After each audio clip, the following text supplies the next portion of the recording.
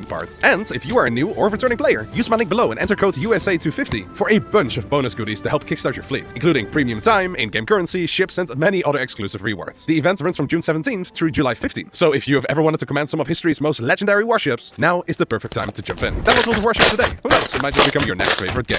So, what is fascism really? It's a political ideology built around one main idea. The nation comes before everything. Before your political party, before your personal freedoms, before your opinions, and before even yourself. According to fascism, people fighting each other over class, wealth, or politics only makes the country weaker. In fact, Mussolini thought Italy had become weak because everybody was too busy arguing and protesting instead of working together for the nation. So his solution was basically, stop fighting each other. We are all Italians. Now, on paper, fascism sounds kinda wholesome. But there is one teeny tiny little problem. Who actually decides what's best for the nation?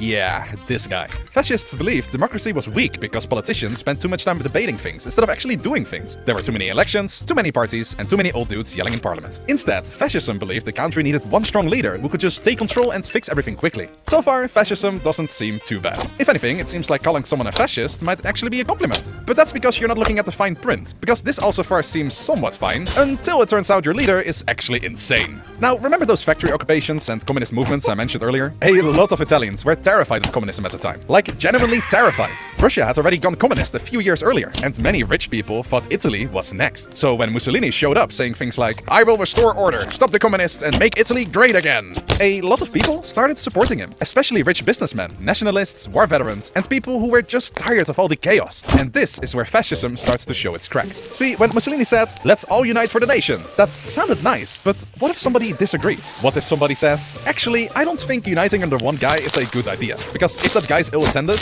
we are all screwed"? Well, according to fascism, that thought train is problematic. The nation is supposed to be united after all. So under fascism, people who disagree start looking less like political opponents and more like enemies. Pretty quickly, Mussolini's idea of national unity starts looking a lot less like wholesome teamwork and a lot more like, "Agree with me, or else." And the else are the black shirts. They were Mussolini's elite group, who attacked socialist newspapers, broke up strikes, and intimidated Mussolini's opponents. And the Italian government was so weak at this point that nobody really stopped those bullies. Which brings us to October 1922, the March on Rome. Thousands of the black shirts gathered and marched together towards Rome. Not to take over just yet, it was mainly a show of force to intimidate the government, which they really did. The liberal Italian government panicked and wanted to call in the army to show they were even stronger than the fascist army. All they needed to issue the order was for the Italian king to approve the military action. But he didn't. At that point, the government collapsed. The king wanted to avoid bloodshed, so he called for Mussolini to appoint him as the prime minister. Which actually took a while, since Mussolini didn't even participate in the march. Yeah, he was chilling in Milan, kinda just eyeing where things ended up going. So he hurried over, took the title, and fascism became a very real national ideology. Over the next decade, Mussolini concentrated more and more power. He came to rule Italy as its unquestioned dictator and styled himself